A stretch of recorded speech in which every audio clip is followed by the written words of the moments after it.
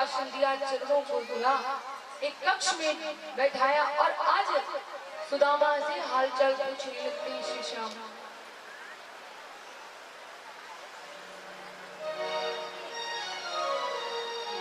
सुखदेव जी कहते राजा परीक्षित, जैसे भगवान ने सुदामा को एकाग्र आसन दिया, कक्ष में विश्राम करने के लिए भेजा, तब तक सुदामा चारों तरफ देख रहे हैं कि जिसके पास संपत्ति कितनी भरी पड़ी है, उसके लिए सुशीला ने क्या दिया। मात्र 3 मुट्ठी तंदुल से आखिर क्या होगा, चावल से क्या होगा,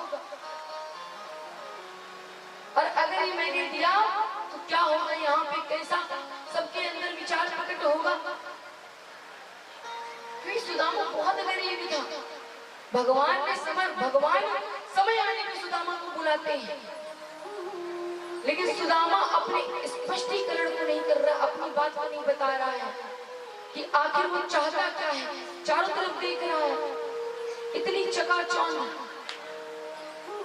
इतनी माया, इतना धन भरा पड़ा है, लेकिन सुदामा भगवान से एक भी बार नहीं कह रहा है कि तुम मुझे कुछ दान में दे दो, क्योंकि सुदामा ब्राह्मण था और भगवान यदुवंशी थे। सुखदेव जी कह रहे राजन परीक्षित श्री श्याम राधा।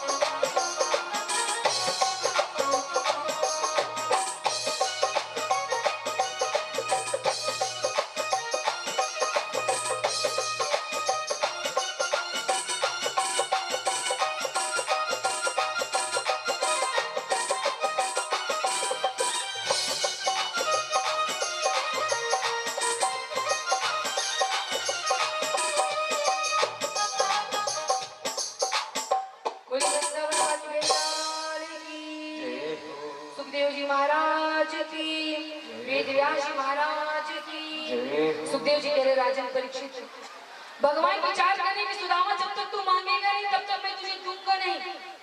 और सुदामा के अंदर भी ये विचार प्रकट है कि जब तक भगवान देंगे नहीं मैं मांगूंगा नहीं, कुछ भी हो जाए। तब तक सुदामा अपनी पोटली को देख रहा है और विचार कर रहा है, जहाँ पे त्रिभुवन की संपत्ति भरी पड़ी है वहां 3 मुट्ठी चावल का क्या काम। और सुदामा क्या कह रहा है, त्रिभुवन की जहाँ संपदा, अनधन के भंडार, वहाँ स्थान कहाँ पाएंगे मेरे कंदुल। 4 पगला सोच रहा है, पगला सोच रहा है, पगला सोच रहा है, पगला सोच रहा। हाँ त्रिभुवन की जहाँ संपदा, अनधन के भंडार, त्रिभुवन की जहाँ संपदा, अनधन के भंडार, वहाँ स्थान कहाँ पाएंगे मेरे कंदुल। 4 पगला सोच रहा है, पगला।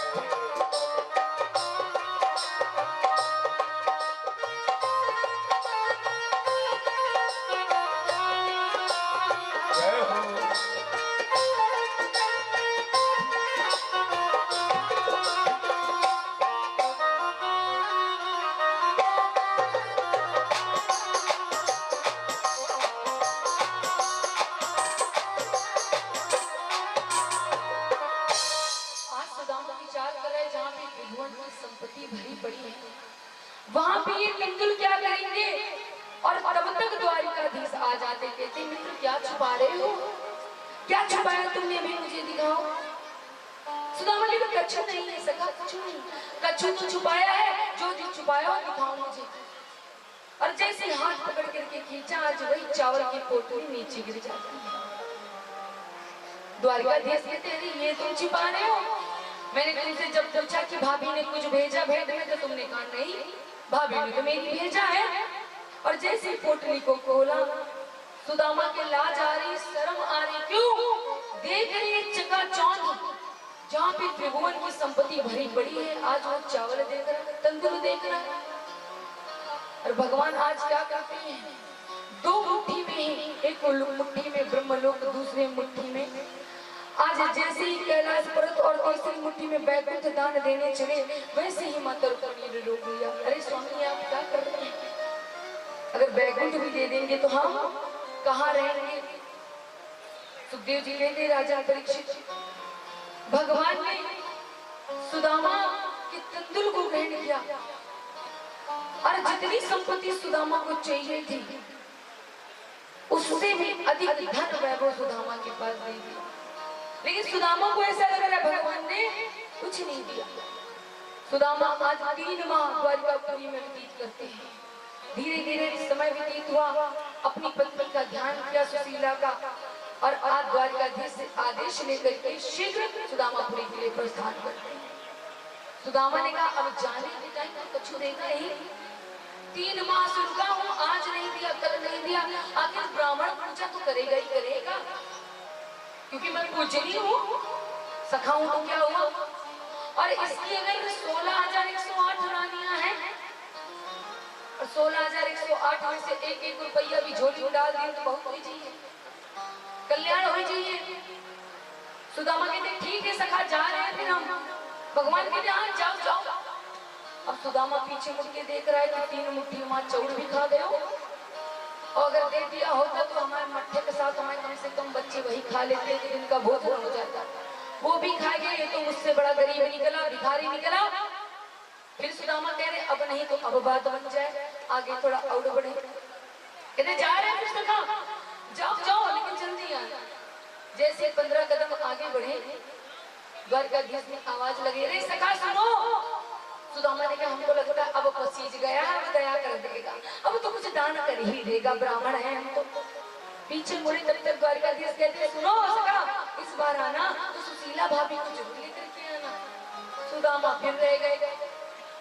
अब मार दाल पीसते हुए, मार चिल्लाते हुए चले जाए, कहा सुदामापुरी के लिए कि ये तो मुझसे बड़ा भिखारी निकला, कितना बड़ा छलिया निकला, जो था वो भी ले गया। भगवान ने अगर विश्वकर्मा को आदेश दिया कि हे विश्वकर्मा जाओ, मैं तुम्हें आदेश देता हूँ, जैसे तुमने द्वारिकापुरी का निर्माण किया, उसी भांति मेरे सखा की महल का निर्माण करो जाकर के। इसी भांति जिस प्रकार तुमने द्वारिकाधीश का महल का निर्माण किया। विश्वकर्मा ने आदेश दिया, शीघ्र सुशीला के पास पहुंची। सुशीला से कहा माता मुझे द्वारिकाधीश ने भेजा है, भगवान ने भेजा है, और कहा है कि जैसे द्वारिकाधीश महल है उसी भांति इस कुटिया को भी मैं आपके लिए महल के भांति बना दूं। सुशीला ने कहा नहीं, अगर आप चाहते हैं कि मैं आपका ये प्रस्ताव स्वीकार करूं, तो आप भगवान से ये द्वारिकाधीश से आदेश लें कि जिस भांति मेरा महल होगा उसी भांति सुदामापुरी का निर्माण होगा। भगवान का ध्यान किया विश्वकर्मा जी ने। भगवान ने कहा जैसा भाभी बोल रही वैसा ही करो। विश्वकर्मा को आयुष दीना, कंचन महल पलवा कर दीना।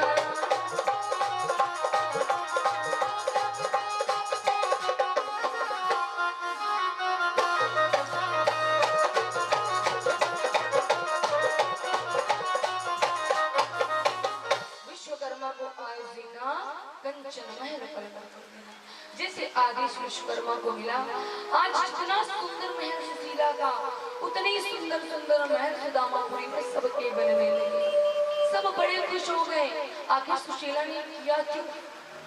क्योंकि ब्राह्मण सब भूल जाता है लेकिन परोपकार नहीं भूलता है। ब्राह्मण अगर आपके यहाँ कर्मकांड पूजन इत्यादि कराएगा तो उसका आपको करोड़ों गुना पुण्य दे करके अपना दे करके जाता है। जब हम एक विवाह का आयोजन करते हैं तो लाखों रुपए निछावर कर देते हैं कि नहीं कर देते महाराज? 10 लाख, 20 लाख, 25 लाख, 50 लाख करते हैं। लेकिन जब एक ब्राह्मण को प्रभात में दक्षिणा देने की बारी आती तो क्या कहेंगे? महाराज 51 तो ले लेते और हटाओ। और धीरे चल के दूसरे साल में दूसर लड़का आ रहा ब्याह करे के लिए, दूसर लड़का आ रहा ब्याह करे के लिए वही में ले लियो 5100-2100 में ब्राह्मण देव ने बिठाए थे। और आयोजन कितने लाख का करे? 25 लाख का, 50 लाख। तो क्या पुण्य मिलेगा आपको? कभी नहीं मिलेगा, क्योंकि आपने जितना कर्मकांड कराया है, पूजन इत्यादि कराया है, उसका आपने थोड़ा सा भी दान नहीं किया तो उसका पुण्य आपको नहीं मिलेगा। हर पुराण में, 18 पुराणों में, वेदों में, उपनिषदों में, नीतियों में कहीं पर भी ऐसा नहीं जहाँ पे दक्षिणा की बखाना की गई है कि पूजन इत्यादि कराने के बाद ब्राह्मण देव को अत्यंत नम्रता पूर्वक प्रणाम करें, दक्षिणा दे करके। ये हर जगह बताया गया हुआ है, लेकिन वहीं पर चालाकी कर देते हैं। जैसे भोर भोर महाराज 11,000 ले लो, छाड़ो और आयोजन करें 11 लाख। तो दक्षिणा को ले आओ। सुशीला को माता लक्ष्मी ने वरदान दिया कि तुम आजीवन यौन अवस्था में ही रहोगी, जब तक तुम्हारी मृत्यु नहीं होगी तुम इसी भांति सुंदर नारी बनोगी। सुशीला को वरदान लक्ष्मी माता के माध्यम से मिला और नारायण के माध्यम से, विश्वकर्मा के माध्यम से सुदामापुरी का निर्माण हुआ। महाराज भगवान ने ना देते हुए भी सुदामा को सब कुछ दे दिया, सर्व सुख दे दिए। सुदामा की आंखों में आंसू आज देखा जैसे कि उसका ये महल है। हाथ जोड़ करके भगवान की स्तुति वंदना करता है और कहता है, अरे कृष्ण तू नहीं बदला, सब बदल गया, तू आज भी वही है। और भगवान क्या करते हैं? रूप चतुर्भुज हरि कर लीना, ब्राह्मण देव का दर्शन दीना।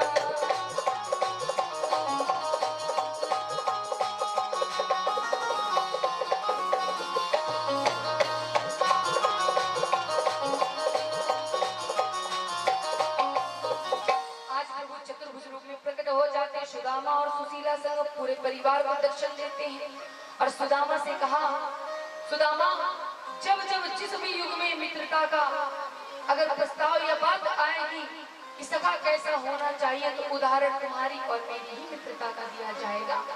और आज भी कलयुग में भी सुदामा और कृष्ण की मित्रता ऐसी रही है महाराज कि आज के लोग भी वैसा ही मित्र पाना चाहते हैं। मित्र अगर विपत्ति में साथ न दे सके, संग न रह सके, तो वो मित्र नहीं है महाराज। वो फिर आपका वो शत्रु है जो कि आपके पीठ पीछे कभी भी आपके ऊपर वार कर सकता है। मित्र कैसा बनाओ? कृष्ण जैसा, कि संपत्ति होने के बाद भी सुदामा को सिंहासन पर विराजित किया। सुखदेव जी कहते, राजन परीक्षित इस प्रकार प्रभु ने सुदामा का भी कल्याण किया। तब तक देव ऋषि नारद भगवान की समस्त लीलाएं देख रहे थे और विचार कर रहे हैं कि समय पूर्ण होने वाला है, भगवान के 125 वर्ष पूर्ण होने वाले हैं और अभी गांधारी का श्राप भी सत्य करना है और द्वारिकापुरी को भी जलमग्न करना है। आइए एक सुंदर सा भजन और फिर गांधारी के श्राप को। जय जय श्री राधे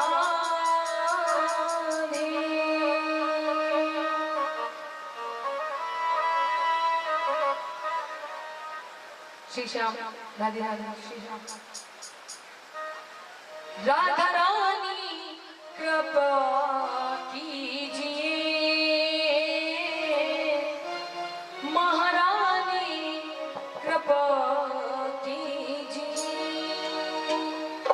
राधा रानी कृपा कीजिए,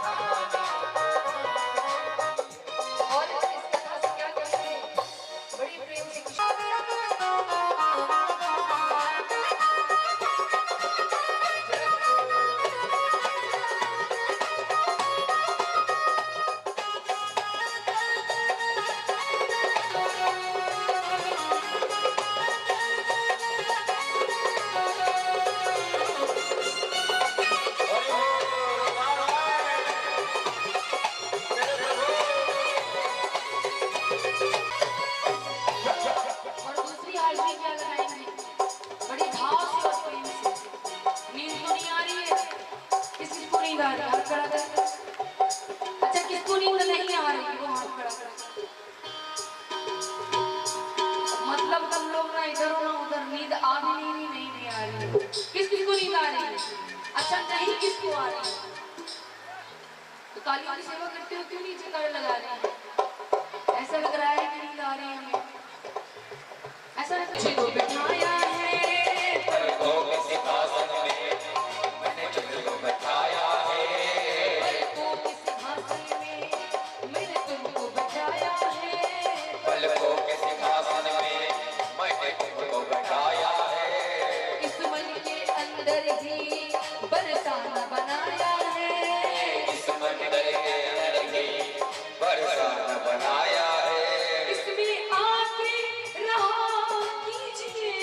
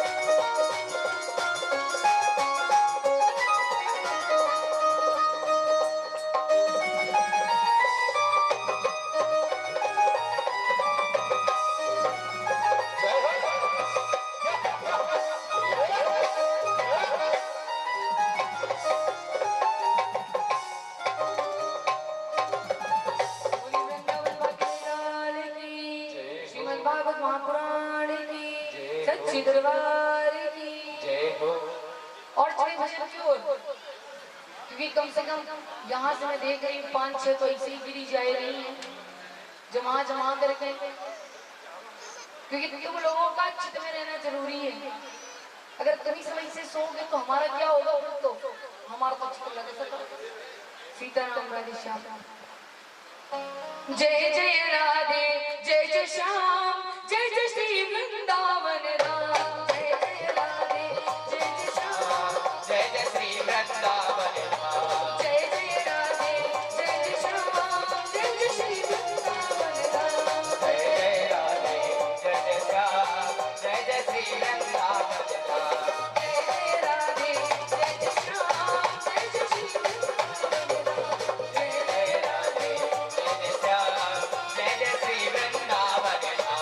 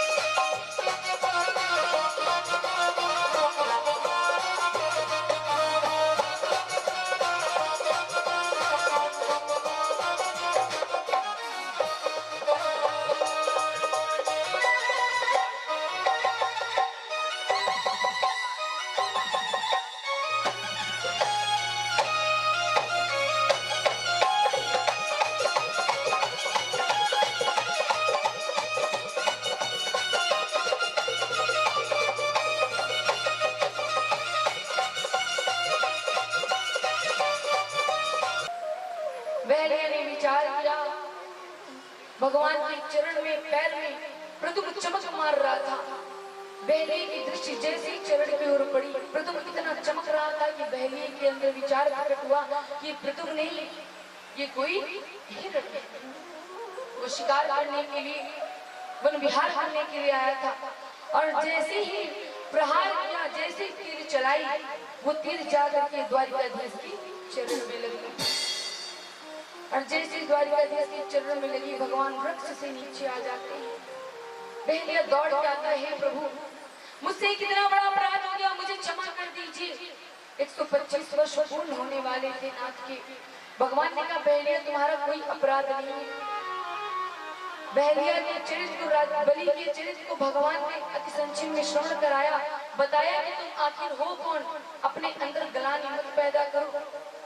गांधारी ने श्राप किया था कि जिस प्रकार मेरा वंश विनाश हुआ है, उसी प्रकार कृष्ण तुम्हारा भी यदुवंश का नाश होगा। जैसे भगवान के पैर पर, वो चरण पर तीर जाकर लगते ही भगवान वृक्ष से नीचे आते हैं। वैसे ही द्वारिकापुरी जलमग्न हो जाती। यदुवंशी आपस में मूसल के माध्यम से युद्ध करना आरंभ कर देते हैं। आपस में एक दूसरे को मारने लगते हैं, काटने लगते हैं। यदुवंशी आपस में लड़ना आरंभ कर देते हैं। और इसी प्रकार यदुवंश का नाम हमारा तुम्हारा रही जिंदगी तो मिलेंगे दोबारा। रही जिंदगी तो मिलेंगे दोबारा। आज तक का हमारा तुम्हारा मिलन, आज तक का हमारा तुम्हारा।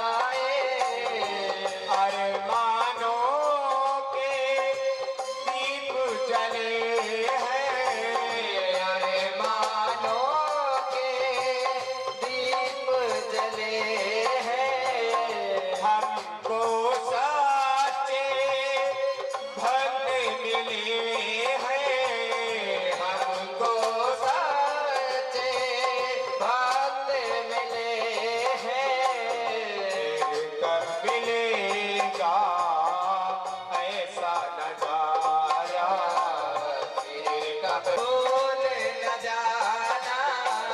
प्रभु चरणों में ध्यान लगाना। प्रभु चरणों में ध्यान लगाना। इससे बनेगा मुकुट तुम्हारा। इससे बनेगा मुकुट तुम्हारा।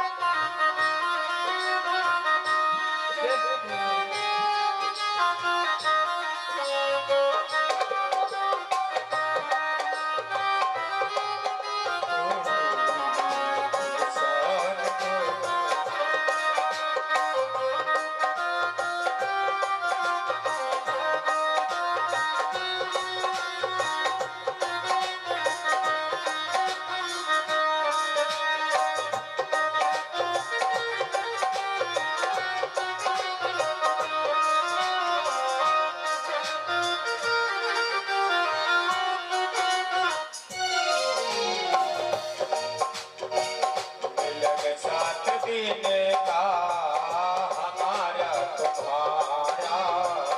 मिलन साथ देने का हमारा तुम्हारा। बोली वृंदावन वाली बिहारी की, श्रीमद् भागवत महापुराण की, सच्चे दरबार की यहीं से आप सबसे हम बड़ी भाव के साथ विदाई लेंगे। अगर इन सत्य दिवसों में मुझसे या हमारे ये बच्चे जो हैं यहाँ पे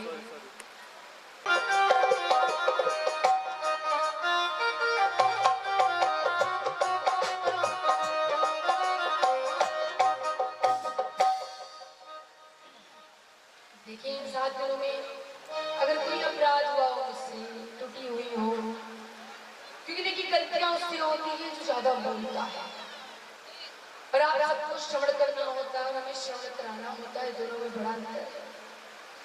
तो हम ना चाहते भी कभी कभी ऐसे शब्द बोल देते हैं जो हमें नहीं बोलना चाहिए, समाज में नहीं बोलना चाहिए, लेकिन मुझसे निकल जाता है, उसकी गलानी हमें बाद में होती है कि नहीं होती है। और मैंने अपने हिसाब से तो 7 दिन की कथा मैंने बड़े भाव से रसपान कराई। आज कथा में इसलिए जल्दी में विश्राम करना पड़ा और अतिसज्जे में लेकर जाना पड़ा, क्योंकि समय नहीं हमारे पास और कार्य बहुत ज्यादा है। लेकिन बाकी दिनों में अगर कोई त्रुटि हुई हो या कोई संदेह हो, कोई आप तर्क वितर्क करना चाहते हैं, हमारे कक्ष में आकर के बिल्कुल कर सकते हैं। जो हमसे बड़े हैं वो मेरे लिए पिता के समान है, जो मेरी आई है वो मेरे लिए भाई के समान है, और जो मुझसे छोटे वो मेरे लिए पुत्र और पुत्री के भांति है, क्योंकि मेरी उपाधि ऐसे है और मैं ऐसे ही। तो मेरा आपसे कोई धन या वैभव धन नहीं दान होगा। एक संत का दान क्या हो सकता है, आप क्या मांगेगा? मात्र 3 चीज मैं अपने परीक्षित जी से भी अपेक्षा करूंगी, और जिसने भी मेरी इस कथा को रसपान किया उससे, कि ना ही मेरे खिलाफ कभी आप एक शब्द सुनेंगे और ना ही मेरे खिलाफ कभी एक भी शब्द बोलेंगे। और जहां देखेंगे धर्म की हानि हो रही है और अधर्म वृद्धि कर रहा है, वहां पर आपको अपने सनातन धर्म की रक्षा करनी होगी। मात्र ये चाहते हैं और कुछ भी नहीं चाहिए, क्योंकि आप सब क्या है, सनातन धर्म की नींव। सनातन धर्म एकमात्र ऐसा धर्म है जिसका ना आदि और ना ही अंत। आज तक जो साइंटिस्ट रहे हैं, जो वैज्ञानिक रहे हैं, उन तक नहीं पता कर पाएंगे कहाँ से जन्मा है, कहाँ से उत्पत्ति और कहाँ पे इसका अंत होगा। तो मेरा बस यही आप सबसे अनुरोध है, अंतिम बार कि सर को कटवा देना, लेकिन जहाँ पे सर अपना सनातन धर्म झुके उसे झुकने मत देना, उसकी गरिमा की लाज रखना। क्योंकि मैंने बाल्यावस्था से अपने आप को सनातन धर्म को समर्पित किया है, और इस व्यासपीठ की आज भी मैं शपथ लेती हूँ कि मेरा सर कट जाएगा, लेकिन जहाँ पे सनातन की मर्यादा भंग हो रही होगी वहां पे सर को कटवा देंगे, लेकिन झुकने नहीं देंगे। और यही अपेक्षा आप सबसे करके जाएंगे कि आप सभी सर पर कलम करवा लेना, क्योंकि बाप एक होता है, धर्म एक होता है, पिता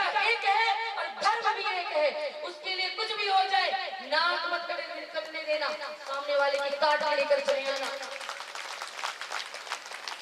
समझ रहे हैं?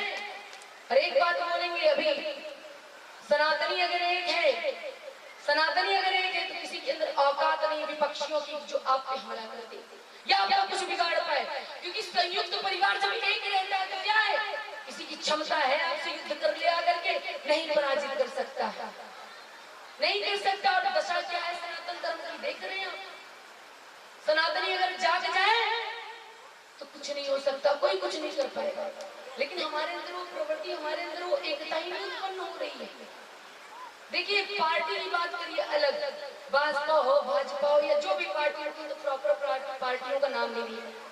हमारी तरह की पार्टी हो सत्य सनातन धर्म, सनातन धर्म एक पार्टी है जो सनातनी है, वही मेरे लिए वही सबसे सर्वश्रेष्ठ पार्टी है हमारा, उसी के हित में बात करते हैं। और आप सबसे भी वही कहेंगे जहां सनातन को जो आगे लेकर के जा रहा है वही श्रेष्ठ है, क्योंकि आपके बाप की अगर कोई लाज लग रहा है तो आप क्या उसको तो पूछोगे जो आपके पिता की सुरक्षा करेगा, कि उसको पूछोगे जो आपके पिता की गर्दन काटेगा?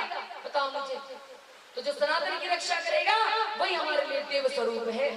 और ये अपने हृदय में बात, अपने चित्त में हमेशा रखना कि सर कटा देना लेकिन सनातन झुकने में देना महाराज। और अगर सनातन झुका तो आपके पुण्य इसे जो भी आप कर लो सब छिड़ो जाए, कोई मतलब नहीं कर रहे हैं, कुछ भी करने का मतलब नहीं। समझ में आ गई हमारी बात? आई कि नहीं आई? सर कट जाएगा लेकिन सनातन के खिलाफ एक भी बात नहीं सुनेंगे, ठीक है? समझे? यही दाना चाहिए आप सबसे, और मेरा अधिकार है आज आप सबसे मांगने का और आपको देना पड़ेगा। और यही अंतिम बार यहीं से अपने शब्दों को विराम देंगे, विदाई गीत और आप सबसे विदाई करेंगे।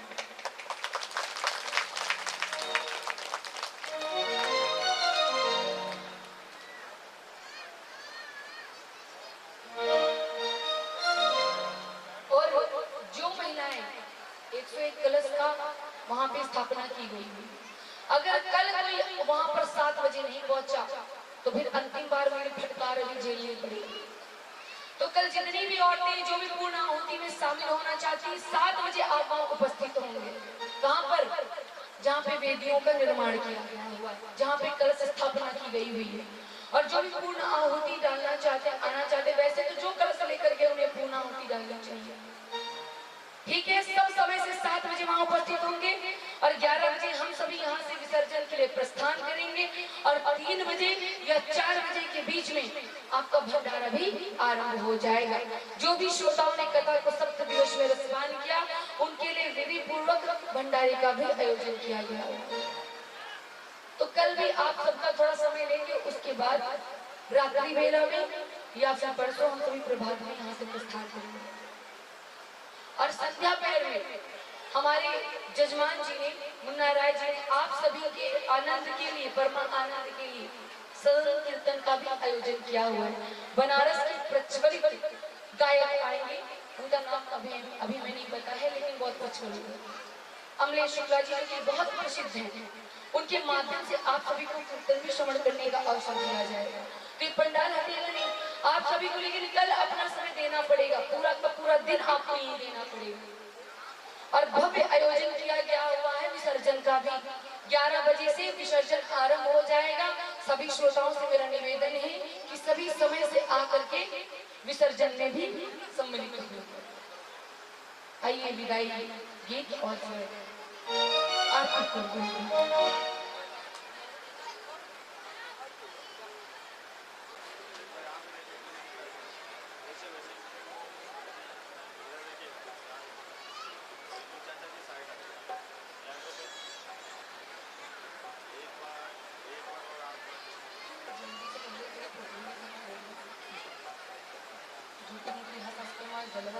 जय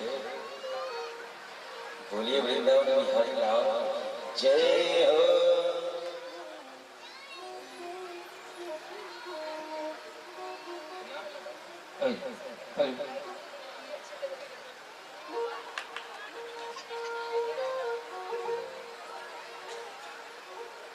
बोलिए वृंदावन बाकी लाल की जय हो। श्रीमद् भागवत महापुराण की जय हो। आखिरी बार कन्हैया से कहे नंदलाल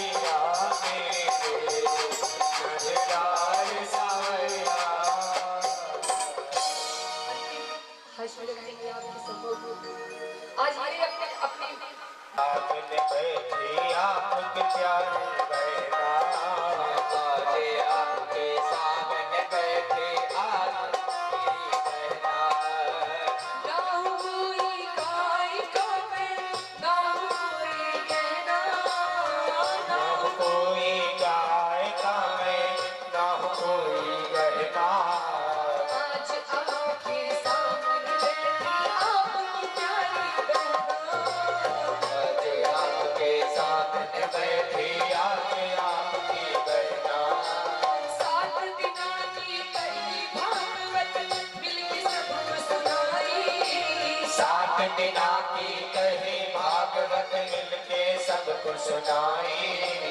गलती अगर हुई है हमसे माफ करो तुम माई।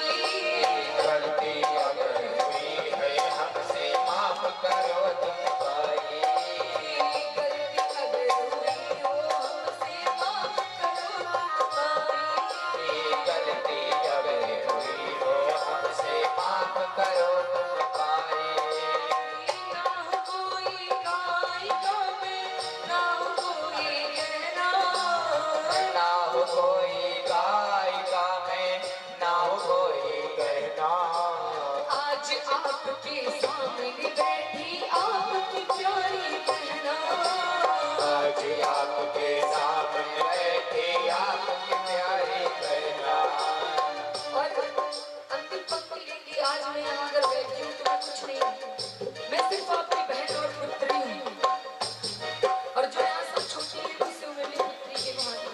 देखिए कुछ शब्द होते मेरे कड़वे होते लेकिन सत्य होते, लेकिन मैं बुरा न मानिएगा। कल भी सूरज निकलेगा, कल भी खुशी आएगी। कल भी सूरज निकलेगा, कल भी पंछी गाएंगे। सब तुझको दिखाई देंगे पर ये सब तुमको दिखाई देंगे पर हम न नजर आएंगे। कल भी सूरज निकलेगा, कल भी पंछी गाएंगे। कल भी सूरज निकलेगा, कल भी पंछी गाएंगे। सब तुमको दिखाई देंगे पर ये सब तुमको दिखाई देंगे पर हम न नजर आएंगे।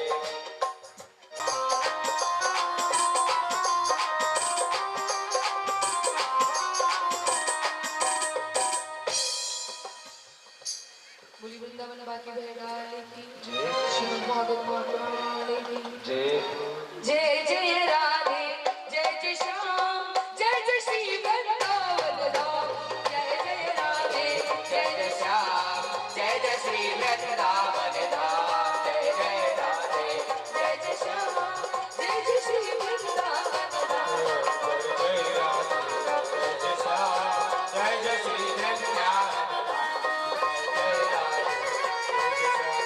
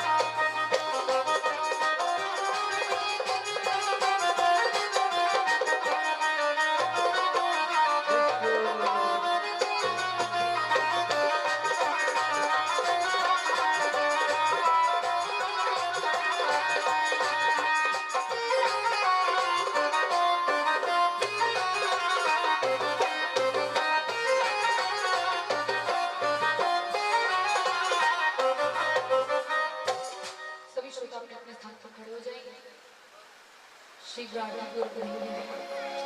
हरि हरि सोना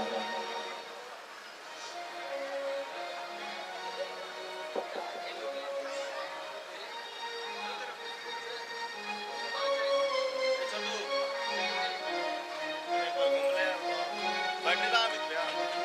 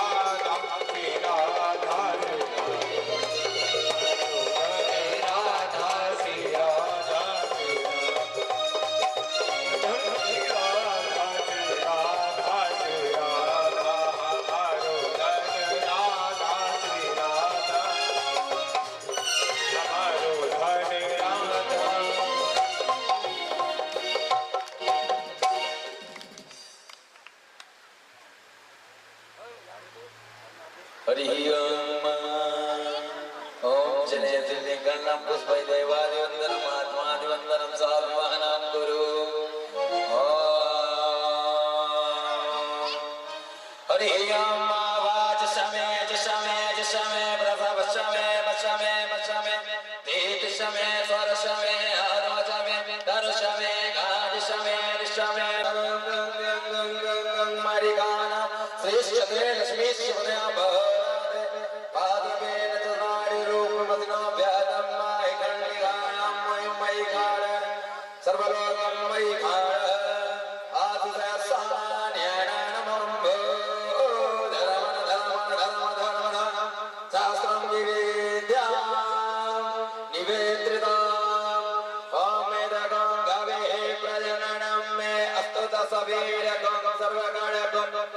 सुस्ताये आत्मसने प्रजासने पशुसने लोकसने भयसने अग्नि व्रजम बहुला में करोत्पन्नम पयोरेदम अधमा सुधत। श्री राधे श्री श्याम।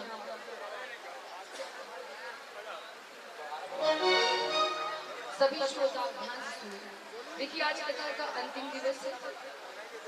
श्री श्याम सीताराम। पहले परीक्षित जी आरती करेंगे मुख्य जजमान के बाद या जजमान तो मेरे देखो नीचे खड़े नहीं है सर अपनी अपनी दुल्हन के साथ आरती करें शर्माए हैं लजाए हैं यही लागत प्रेम विवाह करेंगे एक तो बहुत ही शर्माते जय पंडित जी इधर ये खड़े ये देखिए जो धक्का मुक्की बिल्कुल मत करिएगा बारी बारी करके आरती की थाल पीछे पहुंचाइएगा और इधर सारे जितने पुरुष हैं जितने बच्चे सब आरती करिएगा। आज अंतिम दिवस है आरती छूटनी नहीं चाहिए किसी की भी। एक बार घुमा करके ओम का आकार बना करके पीछे आरती की थाल दे देंगे ठीक है। श्री राधे श्री श्याम।